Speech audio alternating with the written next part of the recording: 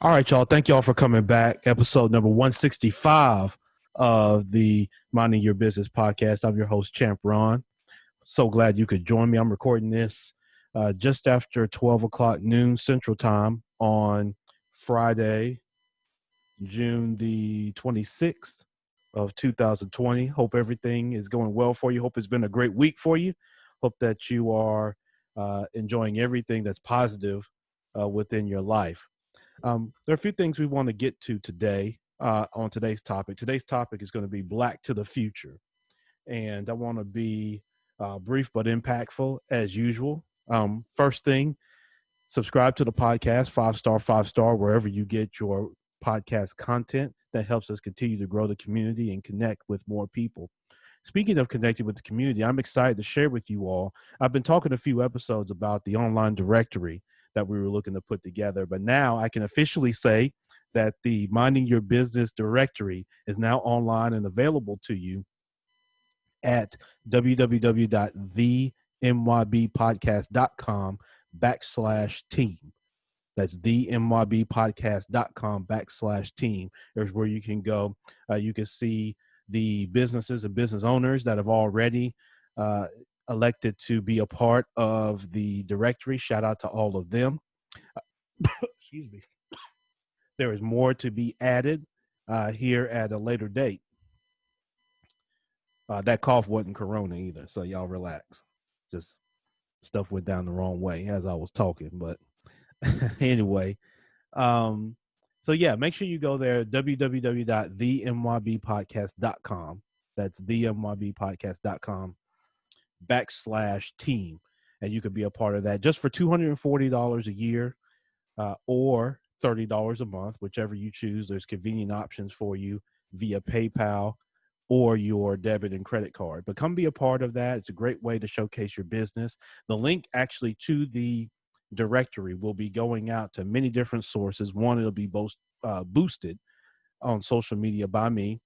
Uh, that'll be on a monthly basis. It will also go to our email subscribers, which make up the MYB community.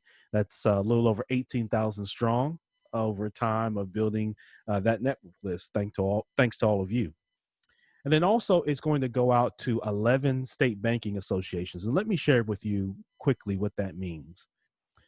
Banking associations in each state advocate for the banking industry, of course. They typically are located in capital cities within states, and they advocate for the community banking industry. They have huge networks of bankers and people who service bankers, vendors like myself and many others who get that communication. Right now, during the pandemic, the state banking associations have become even that much more critical because many of the community banks get their resources from the state banking associations. You know, if your bank or your company's of a certain size, there are certain things that you can't afford, or you're not able to always get the and hire the expertise to have. And so that's where the state banking association comes into play. So when this link goes out to 11 state banking associations, there are many people, bankers included, but not just bankers, who receive communication from the state banking association, including people in healthcare, people in many different other fields, people in the political realm and whatnot. And these are folks that would love to know more about your business and connect with you and possibly do business where it makes sense. So again, the mybpodcast.com/team is where you can do that. And of course, we're always brought to you by BrandPod, your brand's voice amplified. You need to get your own podcast started. Now's the time. All right. So if you've been putting it off and putting it off and waiting for this and waiting for this, no more of that. I'm your podcast partner. You can connect with me and help you through your idea generation to launch your own podcast that you own. Because on social media, keep in mind, you don't own that content. When you post to social media, you go Facebook Live, you go to these different IG and all that kind of thing. Once you post that content there, they could use that for whatever they want. Okay. You need to have and own your own content, which we're going to get into in today's topic, but you need to do that. So go to brandyourpod.com. And of course, we're powered by the Binge Podcast Network. Shout out to all of you that are on Facebook Live, those that are on IG, those that are on YouTube, those that are on Spreaker, SoundCloud, Apple, Spotify, Deezer, wherever you're picking up this podcast. Thank you so much again for joining. Let me give you a quick rundown of what I want to get into today. And for those that are on Facebook or watching this live, if you want to get in on the discussion, you certainly can. We can go split screen if you want to do that. Or if you want to just comment with your questions or your thoughts or your statements or things like that, I'm happy to engage that with you here on the live recording of the podcast. All right. So the rundown today is I want to talk first about Morehouse College and their decision that came out today.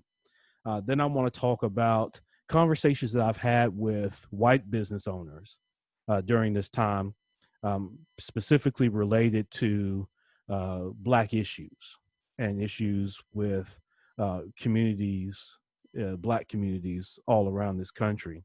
And you'll find this pretty intriguing, to say the least, some of the conversations that I've had and my thoughts and my take on some of those conversations.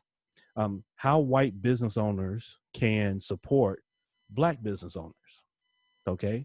And then what just white people in general. And then finally, I'm gonna get into, what do we want? And this question has been asked certainly over this last month with everything going on. But what is it that Black people want? What do we want? Because see, at the end of the day, I'll give an analogy to this. But at the end of the day, we have to be organized. We've got to be concise, and we've got to be able to articulate what we want, and we've got to be able to also be articulate about what happens if we don't get what we want. And there's a piece of that we have to get away from begging, which I'll talk about some. We've got to get away of begging and asking for a seat at tables, and I'll tell you my thoughts on that, on an alternative to that. So that's the rundown today here on episode 165. And so we're going to get right to it. This morning, before I came and started doing this live podcast, Morehouse College put out information in the news that they are canceling fall sports, which includes football, cross country, and many of the other sports that take place during the fall. The reason being, obviously, COVID-19. And let's think of it this way. Morehouse College, of course, they're not in the Power Five conference when it comes to college football. So the revenue that's generated, albeit, no one's looking to turn down any revenue right now at any point, pandemic or not. But the revenue is not the same like a Power Five conference, like a Pac-10 or a SEC or something like that. They're a complete different animal when it comes to certainly all college sports, but definitely, when it comes to college football. So Morehouse making the choice to cancel fall sports as it relates to COVID-19 really centered around this. They do not have the resources, and not just them. I'm speaking to more Division II and even Division III colleges and universities. They don't have MYB the capacity. They don't have the manpower. They certainly don't have the resources to constantly test and protect fans and players from COVID-19 or the coronavirus, or try to at least mitigate that greatly. The chances of obviously someone catching or contracting COVID-19 and the impact that can have is too great, and doesn't necessarily justify the revenue side of it to take that type of risk. Obviously, there are parents that are going to be heavily involved in that, parents and caregivers of these kids, these college kids. And we've got to remember that these are kids. These are folks that are, anywhere from 17, 18 to maybe 22, 23 in some cases. But these are young people to kids, to teenagers. And so, we have to make sure that we're protecting them, our children.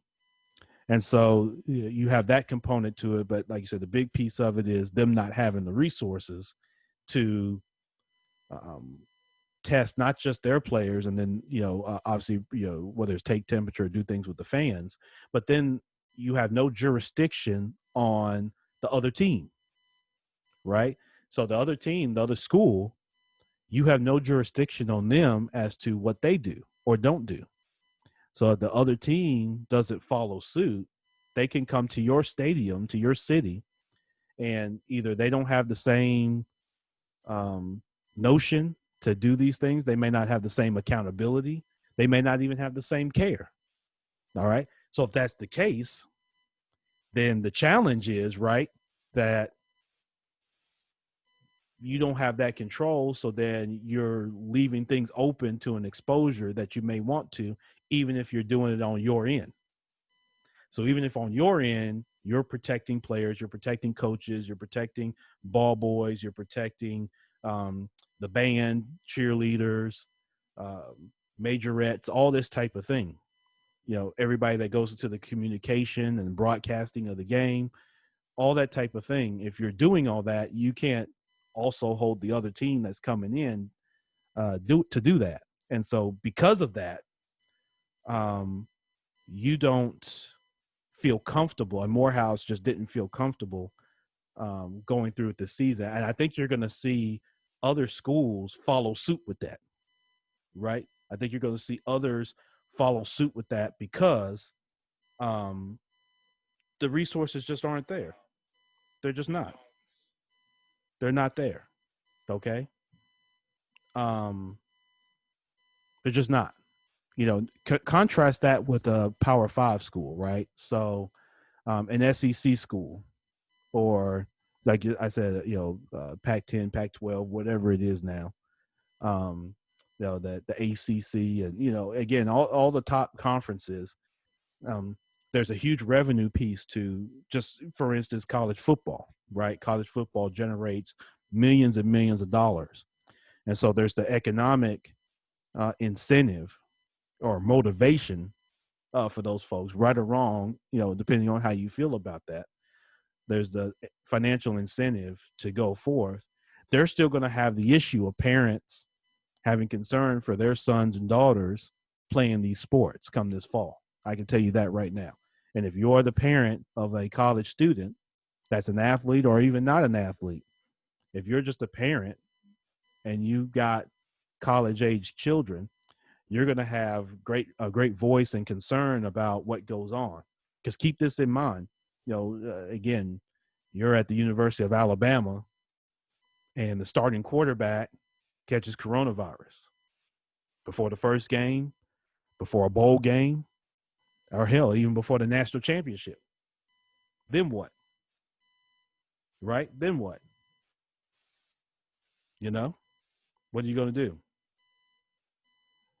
So, and parents are going to want to know that Nick Saban and his coaching staff and the administration of the University of Alabama has their kid, in this instance, their son, or in other sports, their son or their daughter, if they have their health and well-being at the forefront of their mind, or do they not, and they care more about winning and the economics of winning and the economics of having your top players out on the field or on the court.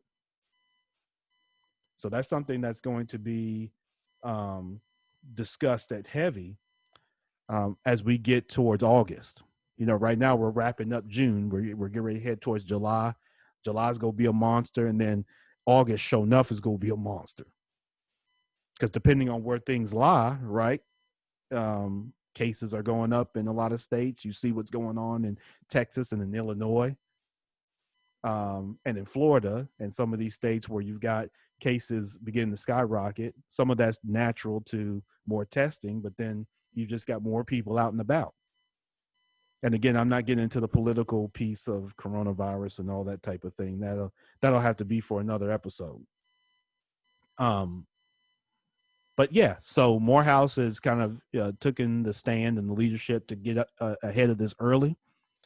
I applaud them for doing that. It's not an easy decision. If you've ever been I shared with y'all, I've been in boardrooms. I've been responsible for budgets and things like that. It's not an easy thing to make that kind of decision to just cease with something that drives revenue for you. But it's not just about the greater good, but just doing the right thing.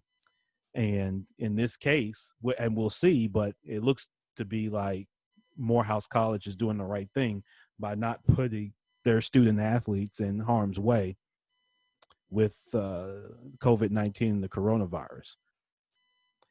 And it's not even so much, it's been discussed that young people don't have the same propensity to, um, suffer dire consequences personally from the coronavirus, whether that's extreme illness or death. That has been very few and far between. Although myself, I've experienced the transition of a fraternity brother who was very young, actually younger than I am, that did not have um, underlying health issues or anything like that. However, contracted the coronavirus, and then within 2 weeks was dead, was gone, had passed away, transitioned this life. So there are cases like that it can happen, but for the most part, for young people, it's been shared by experts that the coronavirus doesn't have the impact individually. However, you don't want kids spreading the coronavirus to other people, right? You don't want the spreading of the virus to get to other people who could be uh, more susceptible to having extreme symptoms and having a major negative impact. And that would be the very young as well as seniors. Okay. So shout out to Morehouse College for doing what they did. I think you're going to see others. I want to say there's been some other college, Dowden, I think up in the Boston, Massachusetts area. Um, I think that they decided to postpone fall sports as well. And so there may be some others. Morehouse just may be the most or the highest profile, let me say that, of schools thus far who have decided to do that. But again, we'll see what's up. We will see what's up with more colleges and universities. I don't know. What do y'all think, man? Do y'all think that we're going to have fall sports, whether that's at the youth level, at the high school, middle school, high school level, and at the college level? My thought is no. I think it's going to be very few and far between. And again, we don't know. A lot of things can change over the next 6 to 8 weeks before we get to that point. But I think it's going to be tough to justify people ultimately wanting to take that risk. There'll be some that will, okay, and there's going to be some that are going to be vehemently against it. And so it just depends, right? There are going to people be all over the place. My daughters right now are out of school, as many of you. You've had your homeschool teacher time, right? And that's going to start back up. And the school system hasn't made a decision yet as to are they coming back to school? And if they do, what does that look like? If they don't, what does that look like? What does virtual homeschooling look like? Okay. So it's just something to keep in mind. Second topic. I've had probably just in the last 2 weeks, I have had, let's just call it 12 to 15 individual conversations with, and most of this is in my industry, in the banking industry, where I've got a vast network and people that I have ongoing conversations with. Some of these folks, and these are white, either bankers or business owners. Some of these folks, we've had this conversation before the protesting took place and things like that started here in the last, say 4 or 5 weeks. Even before then, we would have racial conversation. Because keep in mind that I have been, since my banking career, I have been a stark advocate, and it's been mostly in the Midwest, of equality, because I work in community reinvestment with the Community Reinvestment Act, which is the 1977 federal act that was enacted by Congress under the Jimmy Carter administration to prevent redlining by banks and to hold banks accountable through examination of their efforts in all the communities where they do business. Okay. So because of that, I've always been, or I've been certainly much more recently, again, at the forefront of that dialogue and those conversations. So I've had racial conversations for some time now, before it became trendy to even have those conversations. All right. So out of these, say, 12 to 15 conversations that I've had, there's a common theme that's arisen. Um, One, white people are commissioned and holding themselves accountable to listen, right?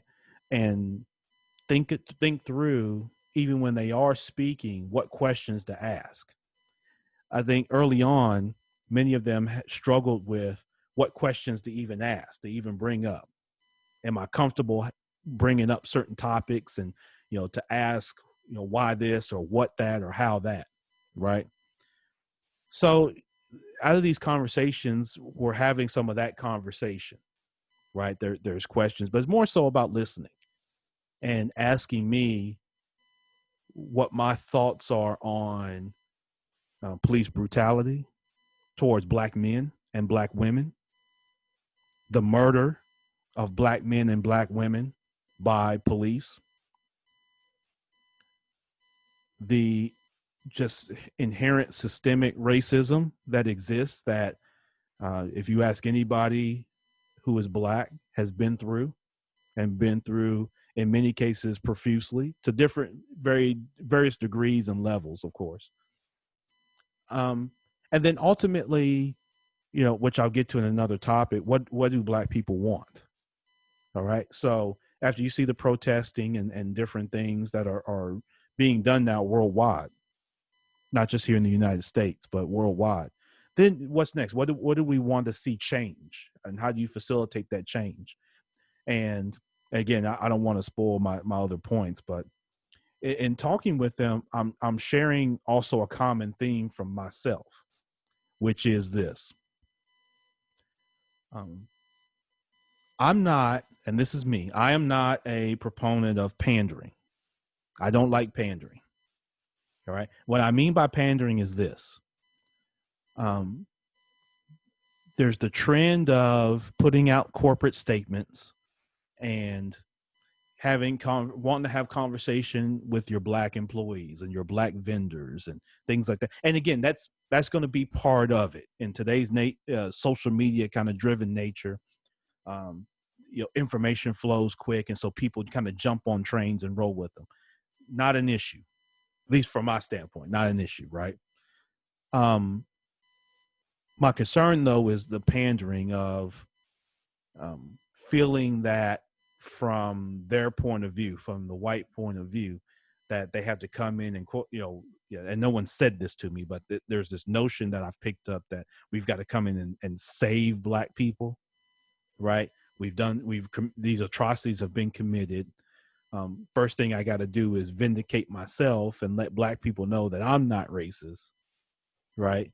And then let me put out a statement in support some organizations, and then listen, right? And there's good pieces of that, okay? And that's naturally going to happen. But I'm not for pandering. I don't want to be pandered to, which means this. I'll give an employment scenario, because a lot of people can relate to the employment piece. Certainly a lot of black people can relate to racism and systemic racism within companies and organizations that many work for. All right. I don't want to receive a job or be promoted on a job or given something because of my skin color, because of how I look in the mirror, or because it's trendy. Hey, we'll promote Ron, or we'll hire Ron, and then we'll go showcase it on Twitter so that we can get all this positive, vibes and positive notion. Right. And we'll be able to ride that wave of support from the Twitter mob, right? Or the online mob, or wherever it is, right? And so strategically, we do things which we should have been doing anyway, because in a lot of cases, you should have already hired or promoted Ron or Rhonda, right? Or Vicky, or Darren or whoever. But because of, again, the systemic racism or not quite understanding how to engage in development of people when they don't quite have 100% lineup of the criteria you're looking for in a position. And I'm just talking about in the workforce. Those people get overlooked, or they have to do a lot to get noticed for an opportunity compared to white people, right? The alternative to that is not to pander to black people. In my opinion, black people don't want to be pandered to. It's very simple. And this is what I'm sharing in these conversations. It's very simple. And I say it's easy, but it's very simple. Here's the deal. Do what you should have been doing for these last 457 plus years, which is this. When an opportunity comes at your organization, at your bank, at your company, at your nonprofit, whatever it is, and you've got candidates, hopefully diversified as much as your area allows for, the opportunity should go to the best candidate, the person that has the best drive and will and tenacity to want to be in that role. So they want it the most. They demonstrate that desire to want it. When I was a hiring manager, outside of folks' degrees and things that they had on their resume and how many organizations they could join and how many boards they could be a part of and all that, one of the first things is I love people who just wanted it. I hired people that their criteria may not have always lined up 100%, but pound for pound against somebody else, even with better credentials, this person just wanted it more. They wanted to be a part of the culture. They wanted to support, and they just wanted the opportunity. They demonstrated that better. Didn't matter how they looked in the mirror. Male, female, black, white, whatever. Pick a color. Didn't matter. This is what I needed done. This is the skill set that one has to possess or engage in to be successful so that we're all successful. And it's win situations all the way around. So that's what I shared in those conversations was you don't have to pander with statements.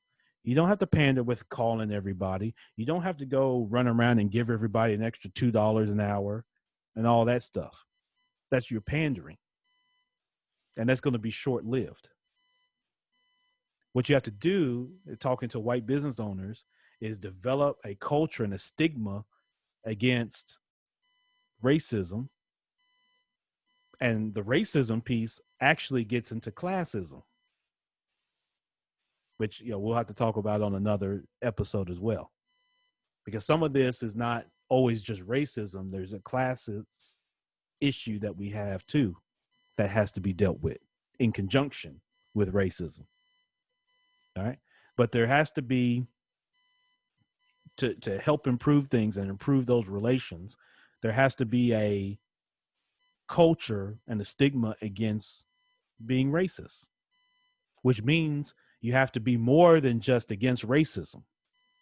So it's more than just you as an individual not being racist. When you get in front of these other people that that are, you have to call it out in those circles too. Not just, when you're in front of black people or a black person. You have to call out racism when you're out at, like here in the South, here around Tennessee, a lot of people go to Pickwick Lake. When you go to Pickwick and you're around other people that have questionable morals as it relates to racism, you've got to call it out there too. When you're at your dinners and you're at your clubs and you're at your meetings and you're at your neighborhood watches and you're in your gated communities and all the things that, people tend to segment themselves into. When you're at the grocery store, when you're at your book club, When these conversations are going on, and you know in the past that there has been unscrupulous dialogue as it relates to Black people, then you have to be the one to step up and say, no, that's not right, and condemn that in that person. Not say nothing, not laugh, and then go talk about them behind their back. But you've got to be the one to stand up right then. That's what helps reverse this. It's not enough to just not be racist, or at least not openly, right? So that's one of the first things, is there doesn't need to be a pandering. It just needs to be about equality. And let the best person in an opportunity get that opportunity. So if you got 10 candidates, one's Black or one or two are Black, and one's Asian and the other one's a white male, you got a white female, you got a Black female, you get all the way around, right? Who is the best candidate for that role? Outside of your good old boy network, outside of your fear that this person isn't part of my clique, and this person might get credit for things that go well that I may not get credit for. This person's not in my family, so I'm not passing it along to brother or brother-in-law, or sister-in-law, or this family member. I get that. But you look for the best candidate. And one of the top things for me was the person just with the dog. The person, I would have people that could articulate why them. And they were not afraid, not that they were being arrogant, but they were confident to say, this is why you should select me. And I like that person better than the accomplished person that thinks they just supposed to walk into it because they hand me a fancy resume, or they got a great tie on, or a great dress. Sometimes just that person that wants it the most should weigh heavy, right? Along with the credentials. I'm not dismissing credentials, because you have to have credentials and you need to have experience and some different things depending on what you're going to do. So that's one of the things that I talked about with white business owners. The other thing, outside of the pandering and all that type of thing, I talked about listening, actively listening. So not listening to respond or trying to think of the answer, right? Again, it's not about trying to save Black people. We got to do that ourselves. Hello? Is this thing on? We got to do that ourselves. Make sure the microphone's still on, because y'all get quiet. I want to say certain things. We got to save ourselves. And I'm going to talk about that here in a minute when we get to what we want. But yeah, that's how white businesses can do it. Not pandering, creating the stigma against racism. And when opportunities come, looking at the best person for the role. I don't care if the best person for every role happens to be Black, then so be it. If they happen to be whatever color, but the best person with the best credentials that wants the position, not solely because so-and-so knows so-and-so's wife, or so-and-so used to babysit somebody's kids, or so-and-so, not with all these superficial, things that have nothing to do with what you need from this individual in this role. Okay. So like I said, the other piece of that is listening, and then listening for common themes, not listening to the respond. And so some of them are doing a great job with that I've experienced. I was on a Zoom call just yesterday with a banking association, large banking association, and the CEO, who's a female, and in my opinion is one of the great leaders in banking. She conducted this meeting, and she gave a brief introduction, and then she was quiet the entire time. And I watched her reaction as Black men and Black women across all ages and spectrums, senior level people, entry level people, folks that were in senior in age, folks that were younger in their careers.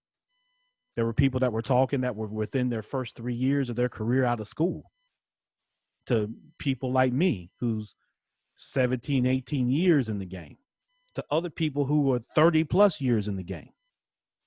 All were given their stories and their concerns. Most of this was about internal for opportunity and having been passed over and having to, people get hired outside an organization, but then, they pay them more, but then you've got to train them and show them all the ropes. Right. So there was a lot of conversation with that. Let me take a quick second to shout out people, man. What's up, Michael Wilson? What's up? Rochelle, how you doing? Toya, what's up? Philip, what's going on? Nicole, what's going on? She had her brush with dealing with racism this week. Very unfortunate. And Melanie, what's up, girl? You know we can get that thing started with your podcast whenever you want. Sherika, what's going on? Marvin, what's up? Dallas, Texas, representing right there from the mound. But yeah, so listening, okay? Listening to what people had to say. And that's what was taking place on this particular call. It was a Zoom call, lasted about an hour and a half, and it was really passionate, and people were very frank and very candid. And so white people have to be open to that candidness and recognize that racism exists. It has existed. It continues to exist. There is such thing as a white privilege. And again, my right hand up. I can't tell you how many times I've seen that work through my 17-year bank career.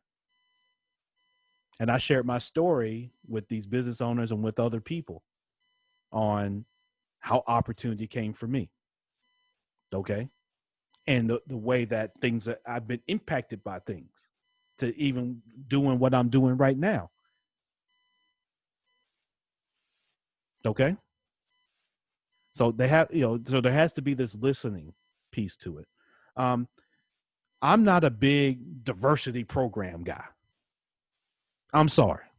I'm just not.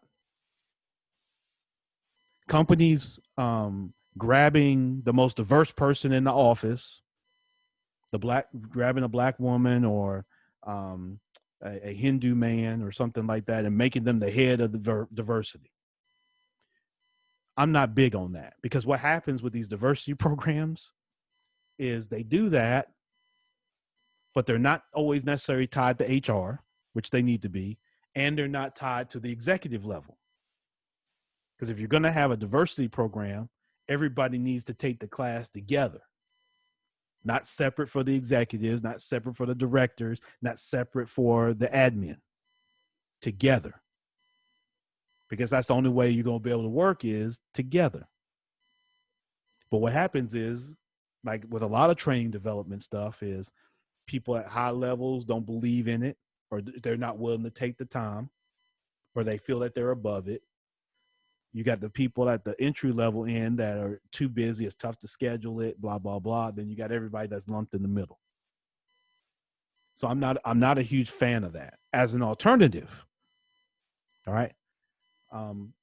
Again, you've got to be able to bring everybody together, and what you have to do is you got to knock down cliques within organizations. So you got to get people together who normally wouldn't interact. The black clerk and the CFO. All right. The board member and the middle manager. What you got to do is force or bring together those people so that they can have conversation. Because remember, I've shared this quote on several episodes now. It's one of my favorite quotes that we've had during this whole social distancing, quarantine, racial injustice deal, the two pandemics that we're dealing with right now. Proximity breeds empathy. Okay? Proximity breeds empathy. One of the challenges white people have is segmenting themselves away from people. I'm the executive. I don't interact with the mailroom guy. Okay? Or the entry level lady in accounting. I may walk by, I may say good morning, I may not. See, all that stuff there has to be a connection, because what you find out is, remember the three things that people have in common. Shout out to my guy, Scott Kinney. People want to be a little better for themselves, a little better for their family, and a little better for their community. Them three things. We got them in common. Blue, red, black, white, whatever. Throw it out the window. Three things we got in common. Ourselves, our families, our communities. All three we want to be better for. All right. The way we get to know that is you got to have a proximity to each other to get to understand each other's story and how we got there, which breeds that proximity. We get a closer proximity to each other that then creates an empathy, and the empathy then creates a comfort that creates an action, a comfort in the action. But when you keep a distance, right, you got distance within the organization. So even if you create a diversity program, if diverse people don't go and engage in it at the same time, you're just window dressing. You're pandering then. Okay. Yeah, Vicki Johnson said, who's best qualified? Yeah, it's not that hard. So that's why I share with white people, who's best qualified. And this is in the workforce. This is in business with lending and support.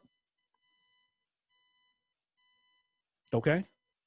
Because another way that white businesses can support blacks is to help engage in developing vendors, which is developing small business. It doesn't have to always be with a loan. I can't tell you how many people, because like I said, I was in banking, we've got to get out of this mindset of always just wanting to finance growth through debt. That is one way to do it, no doubt. And we got to have that. I'm for that. But what happens with, and this happens with a lot of black people, is we're so used to wanting to have something handed to us, or I don't have to work. That's why we say we don't want to have to go sell nothing, but we'd rather go fill out a 20-page application for somebody to give us something. That's a mindset thing. We don't want to necessarily always put the effort in. Our effort wants to be in submit something so I can get something back. Versus I'm sitting here talking in this microphone. If I can find a way to get this microphone for $10 and I can sell it for $100 or $120 or $150, if it has that value, we don't necessarily always want to. There's very few of us don't want to do that. We want to be able to get something sometimes for nothing. But again, financing through debt is one way to do it, but there's many other ways to finance your business or your idea other than borrowing the money, whether it's forgivable or not. And yes, should we, should people play the game the way it's played? Of course. But it shouldn't be an either or. Because funding your business isn't just about getting money from an entity. It should be about you conducting business. What's your business there to do anyway? Right? You're in business to do business. You're not in business to get a PPP loan. You're not in business to get a stimulus check. You're in business to do business. So do business. White business owners can help by helping develop Black-owned companies and Black-owned vendors.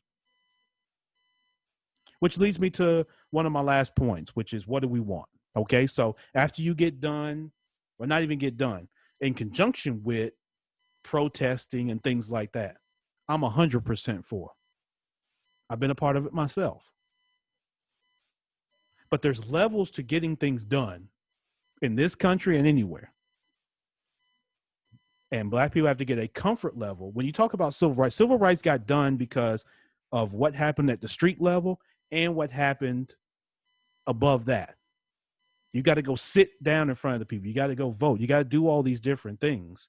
You got to put the people in place, because people are hiring managers. We all are hiring managers. As a citizen of the United States, we hire, and we should be hiring, our own politicians. We should be hiring them. We're the hiring manager.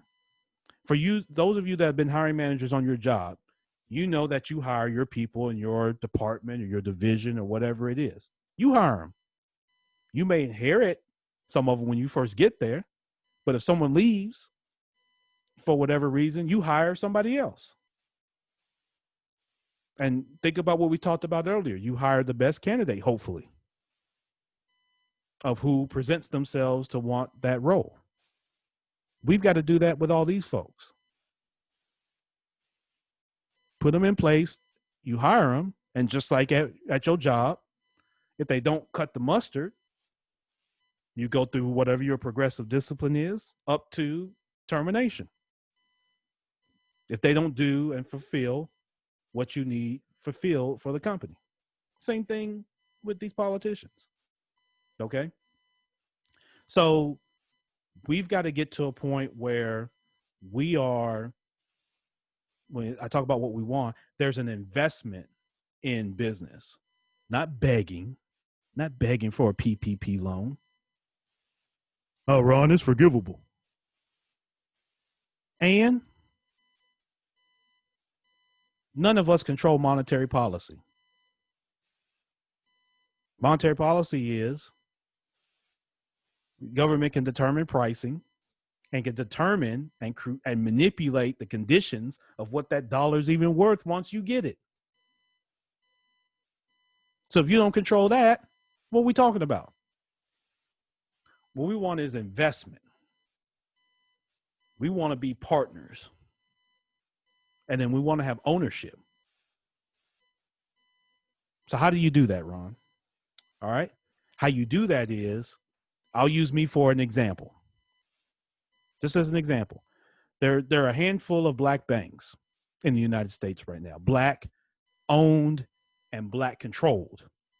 There's a lot of stuff that's black managed in this country, meaning managed. That's what I was in my banking career. Whether I was a VP, director, manager, whatever it is, I was managing a process for someone else who owned the process. I managed it to make sure the process ran good for him or her. That's what I did. That's what many of you do. You manage processes for someone that owns the process.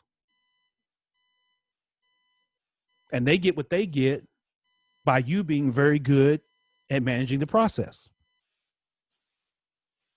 Managing your division, your department, your group, whatever it is, your team. So there's black managed, and then there's black owned and black controlled. So you can be black owned and not be black controlled.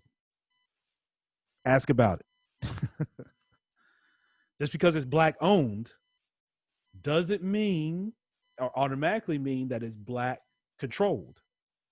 You can own it and be controlled by somebody else or something else. Because there are a lot of people that have batteries put in their back, even outside their own culture. All right. So what I'm proposing is black ownership and control by being a partner. So again, use me for example. If I want to launch a black bank, black owned, black controlled, sure, they can lend me the money. I put together a team and I get one of their loans and they lend it to me at whatever percentage. And then hopefully I pay that back and I run the company. Okay. That's one area. Again, I can finance with debt. The American way. Also, the American way is investment.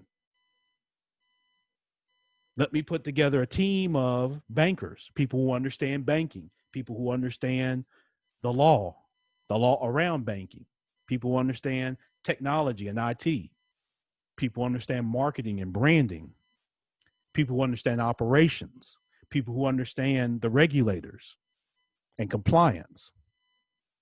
Let me put this team together and present, and you invest as a partner.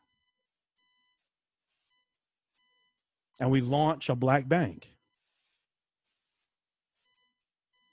As the black bank launches and does business and grows, there's the opportunity, like with any business, to buy you out. We buy your shares. That's where you go from being Black owned, but not necessarily always Black controlled, depending on if they're the minority or whatnot, where they fit in. But you can go to being fully 100% Black owned and Black controlled, and we could do business together. It doesn't have to be separated. White people, you could do business at a Black bank. It's a bank. It's going to operate the same way. The same FDIC coverage or whatever. The same service. It just so happens to be owned by Ron, right? And his team that are Black.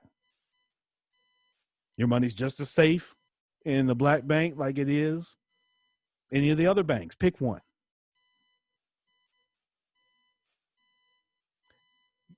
Black business can use the support from white business in the sense of investment. And then it behooves Black people to then get out and support businesses that aren't feeding outward appearance, vanity, and food. There's more to Black business than, restaurants, clothing, repair and credit. Those are all great businesses. We need those businesses. We need Black restaurants. We need Black hair care.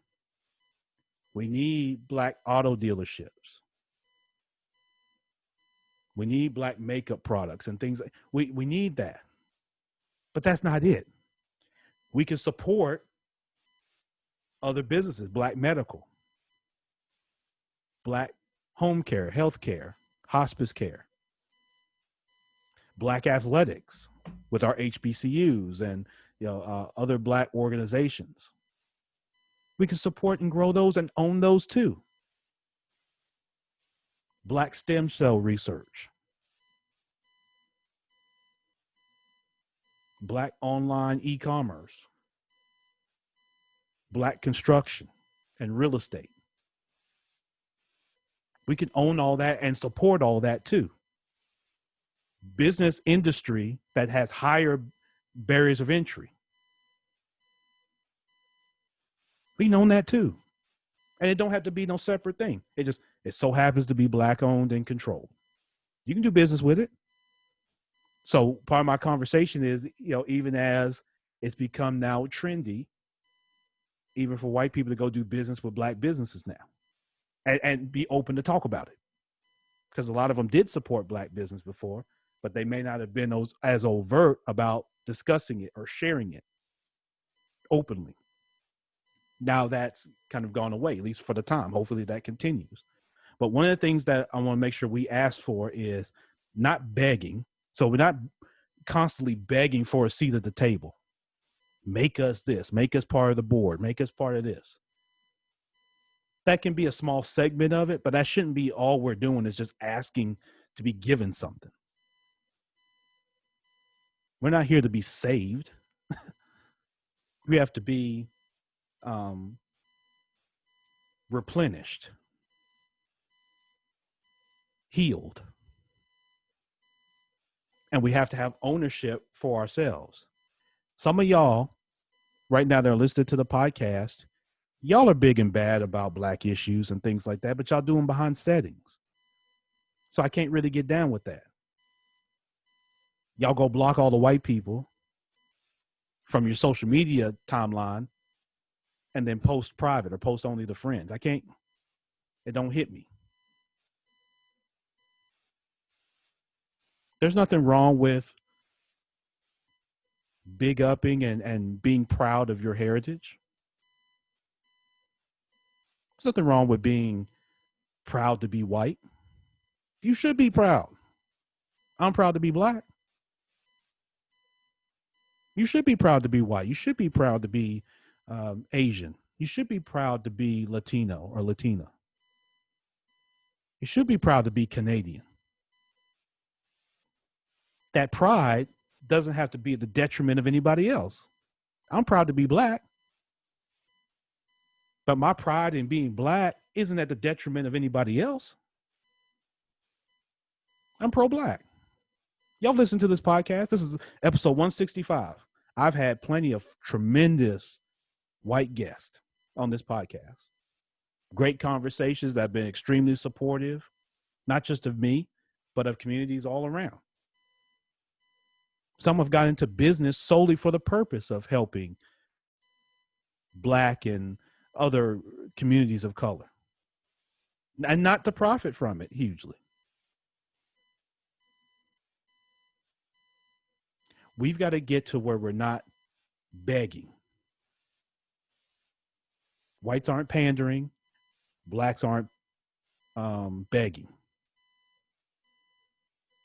Sure, want to get along, get along. But I commission us to look for investors. You have a great idea. You've got a business process. You're willing to put the work in. You got to put the work in. You're willing to stay focused. You're not all over the place trying to save the world with every single idea you come up with. You take one thing and do it. People ask me, well, how have you been able to do so many podcast episodes? Because I just come on here and do them. That's all. I show up. Those of you that are watching me, you see this microphone. It's on a $20 stand. I bought this microphone almost 3 years ago on a Black Friday sale. It's a Blue Yeti. Normally it's $130. I got it for $89 off Amazon. Some of y'all listening could have sold me this microphone. Nothing wrong, nothing against Amazon. Why couldn't I have bought that from a Black-owned business that sells microphones? I understand it's a high barrier to entry for some of these things. Why is there not a microphone that was developed by a group of Black developers? That can happen. But not by begging. That happens by us putting together our teams, working together, not being so cynical and so pessimistic of each other, not having so many cooks in the kitchen, being willing and putting aside ego to put together teams, and the same confidence we have when we want to go work for a company. We get all the confidence in the world if we get a call back for an interview, right? Or we get a job offer. That same confidence, take that and put it with your brother and sister to develop a company to go be successful. Not worried about who gets the most likes and follows, not worried about who gets the most comments or who looks the best on Instagram. Again, we got to get rid of the vanity and superficial thing. That's why we're great at supporting those businesses. Because we're motivated by our personal insecurities, our personal vanity, right? What up, Clee? What's going on, man? Z-Bose, what's up? Kevin, what's going on, man? How you doing? Thank you so much for joining in. But that's the thing. So when we say what we want the reciprocity of investment. That's how I'll define that. So think about that as you go back and you're looking at starting your business. If you're in marketing, business development, whatever, are there other people you could partner with to add more strength to what you're bringing, to your value? Can you go into business together? Nobody was great on their own. Everybody has a coach, someone supporting them, someone doing something. Too many times we want to, get in and just, we don't trust nobody. Ron, I can't trust nobody. These folks, they not like-minded. They not this, they not that. I might lose money. What do you mean you might lose money? You work, if you work a job, you work in a right to work state. You lose money tomorrow. Tomorrow's Saturday. They might fire you. What are you going to do? If they don't violate a protected class, you go. If it's not a legality or a class violation, you go from 100 to 0. And you run out and you try to see who's hiring and you try to get another job. The reciprocity of investment.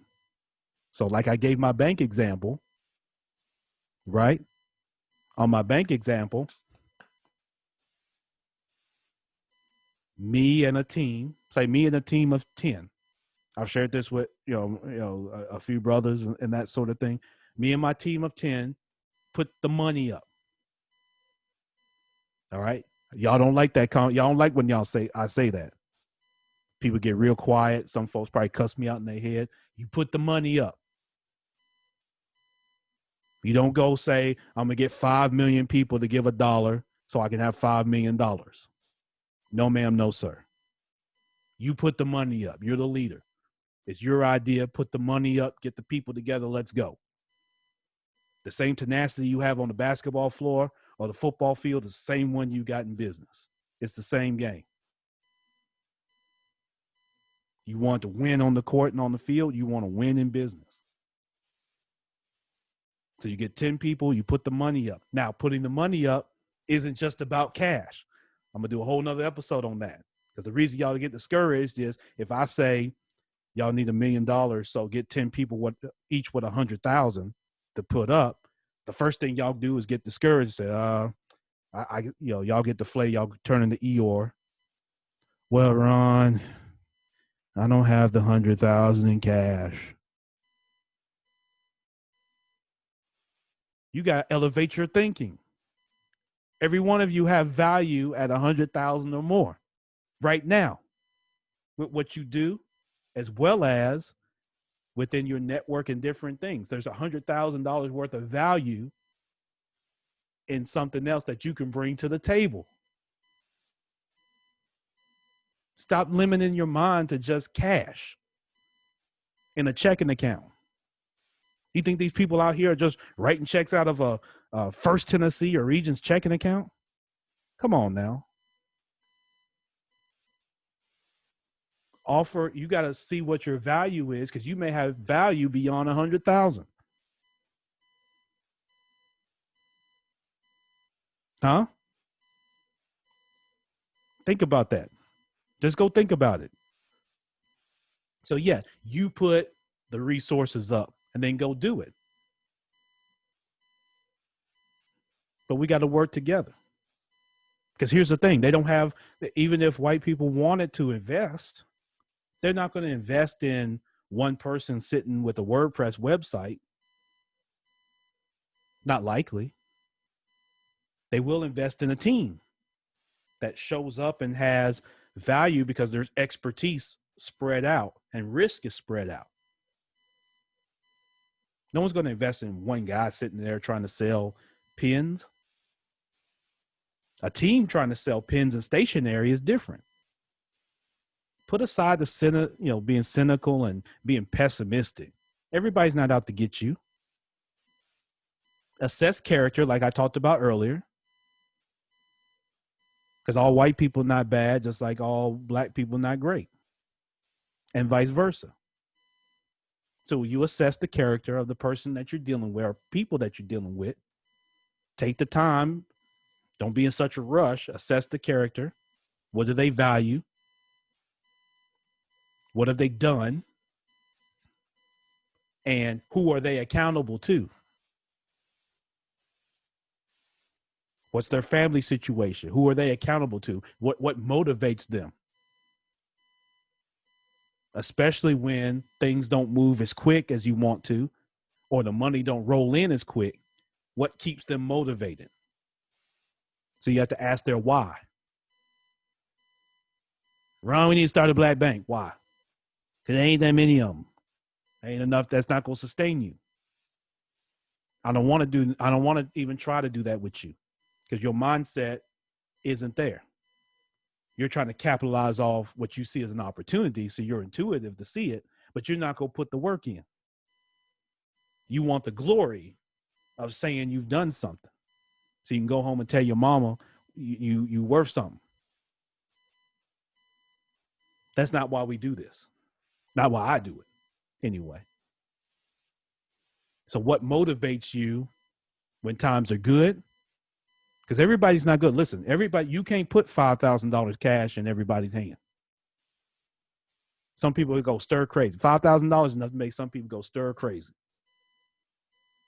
So what's your motivation when things go well, and when things are slow or don't go well?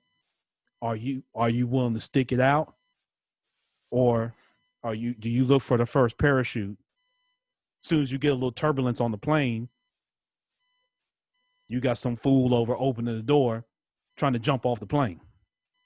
Just a little bit of a wiggle. And then some people can't handle the success.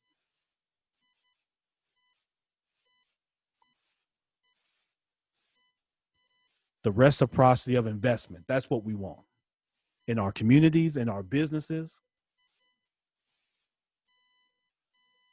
And when you do that, that investment can come from the policing. You don't have to go in Black communities and police so hard when you invest in the areas that generate crime, or the propensity to engage in crime in the first place. In the first place, the reciprocity of investment. So we can work together, Black people, white people, whoever, to create areas of investment. If I create a bank, you can invest money and resources into that bank. You don't have to just lend me the money. Then when I can't pay, now you say, no, invest in it. We work it, even if we have to work it together. And then I have the option to buy you out when the resources there and the inclination is there to do so, if it is. That's what begins to help repair our communities, because when we invest in businesses, we reduce this policing. We create a stigma around racism. And you see over time, as our young people come along and they're seeing this at a younger age, and they get the sense of that investment, that, hey, I can start my business. I can partner with these people or this person. And then we create Black businesses that hire people and pay them salaries. Not all 1099, not all, here's a little money for your cell phone, or here's a little money to go to the grocery store with, but pays them salaries with 401k benefit and pays them salary that they can go take and do fiduciary duties with and support civic interest and things like that in the community. There are not enough Black businesses that do that. There's a lot of EIN numbers out there, but there's not a lot of Black business. You can go online and create an EIN number free, but there's not a lot of business that hires people, that gives back, that cuts, resources back to the community. There's not a lot of that. And so we've got to support that. And our ask has to be investment.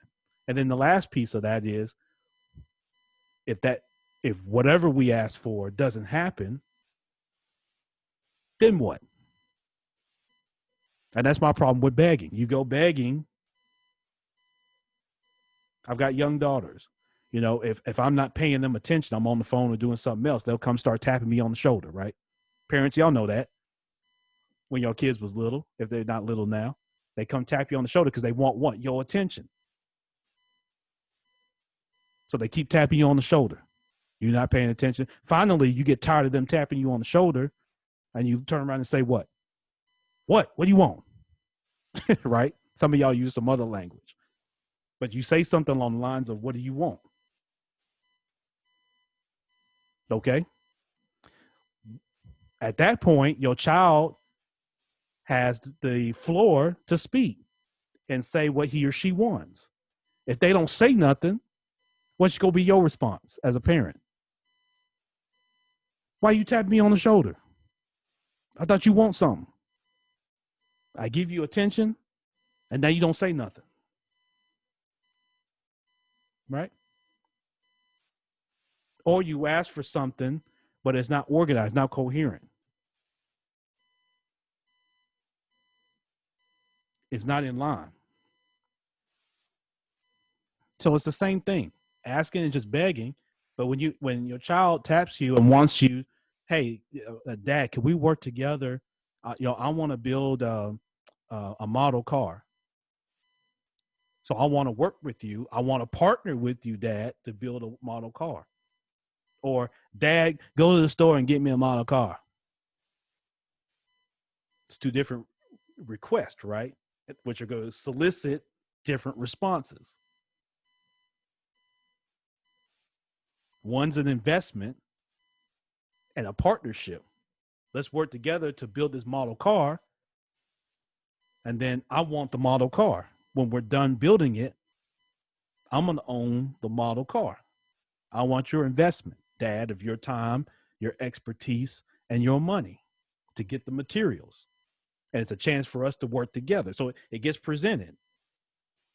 How do I benefit? I get time with my kid. We get to do something together that will create memories and all this type of thing.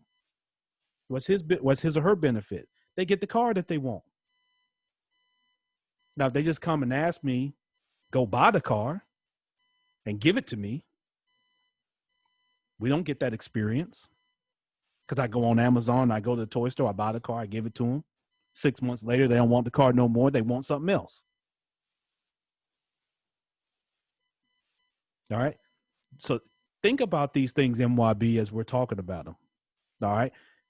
Think about investment. If you're on your job right now, some of y'all at your job, you're the only Black person there, the only Black woman, only Black man, only Black person, period.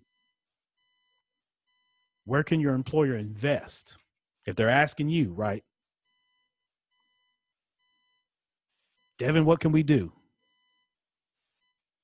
Donisha, what can we do? You can invest. The reciprocity of investment. Invest in my development and my training. So I have the opportunity to be a part of what's going on, and I can learn it. And there may be an opportunity for me to start my own company where we can work together. If you need pen vendors, help me invest in a pen company, and I'll be the pen vendor for you. You don't have to go to all these other companies. You know me, we work together right now today. You can backfill my job. Let me open up the stationery company, and then we'll do business together. But you got to present the plan. You can't show up with that just on your own. Well, no, where's your team? Right? What are we doing here? You work with your company. You know their gaps. You know their challenges. Some of y'all come up with great ideas. Now let's go. Let's do it. The reciprocity of investment. Cleo, man, got to work together to do more of that restaurants and having spots. There's not anything wrong with these, but let's develop more types of businesses. Yeah, I agree with you, my man. That's my brother Clee there. Businesses of higher barriers of entry are okay for us to get involved in, but they require strategic organization. They require teamwork, and they require a seeking of knowledge and information. And then finally, relationships internally with your team, and then externally, you got to be able to build relationships that are sustainable, that are bi-directional. Relationship is not gimme, gimme, gimme, gimme, like Busta Rhymes, give me some more. Relationship is, again, that relationship of bi-direction. Think about the example I just gave, the analogy with the kid and the parent. One is a relationship, the other is transactional. Dad, go buy me a model car. Dad, let's work together to build a model car. Those of y'all that are parents know what I'm talking about. Even if you're not a parent, you know what I'm talking about. If you're not a parent, you've been a youth. You've been a child. You've been a son or a daughter. The reciprocity of investment, y'all. We need to be prepared for what our ask is. We can protest from now to the end of time. That's great. But at the end of the day, once you're tapping on that shoulder, Someone's going to turn around and finally say, what do you want? And what we want can't be a bunch of PPP loans and some other, unemployment and all this other stuff. That's all great. But that's going to the table and begging.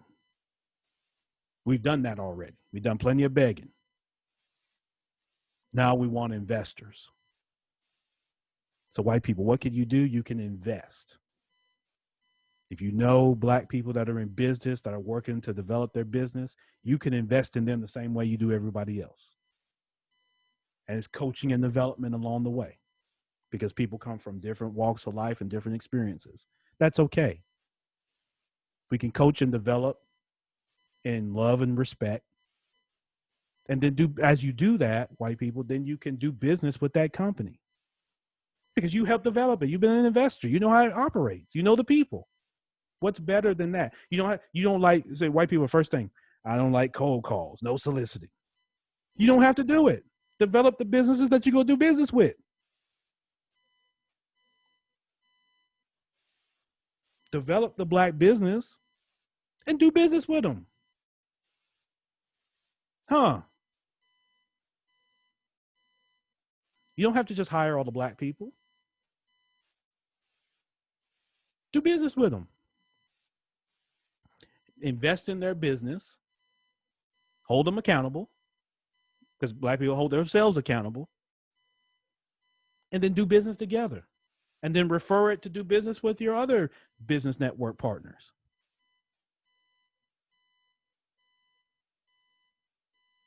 What up, Julius? What up, Robert? Kevin, how you doing, man?